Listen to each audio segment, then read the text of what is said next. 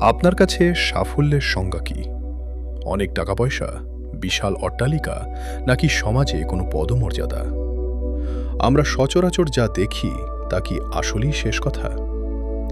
মহাবিশ্বের স্রষ্টা মহান আল্লাহ সাফল্যের এক ভিন্ন এবং শাশ্বত সংজ্ঞা দিয়েছেন। সূরা আল ইমরানের ১৮৫ নম্বর আয়াতে আল্লাহ তাআলা ইরশাদ করেছেন, অতঃপর যাকে জাহান্নাম থেকে দূরে রাখা হবে এবং জান্নাতে প্রবেশ করানো হবে সেই সফলকাম। অর্থাৎ দুনিয়ার বিচারে কেউ দরিদ্র বা অখ্যাত হতে পারে, কিন্তু সে যদি আল্লাহর সন্তুষ্টি নিয়ে কবরে যেতে পারে, সেই হচ্ছে প্রকৃত বিজয়ী। রাসূলুল্লাহ সাল্লাল্লাহু আলাইহি ওয়াসাল্লাম বলেছেন, দুনিয়া মুমিনের জন্য জেলখানা এবং কাফেরের জন্য জান্নাত। তাই সাময়িক চাকচিক্য দেখে হতাশ হবেন না। আপনার আসল পরিচয় আপনার ব্যাংক ব্যালেন্স নয়, বরং আপনার নেক আমল। প্রকৃত সফল হতে চাইলে আখিরাতকে লক্ষ্য হিসেবে নির্ধারণ করুন।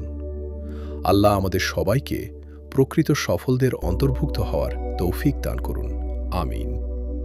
ভিডিওটি শেয়ার করুন, ভালো কথাগুলো ছড়িয়ে দিন।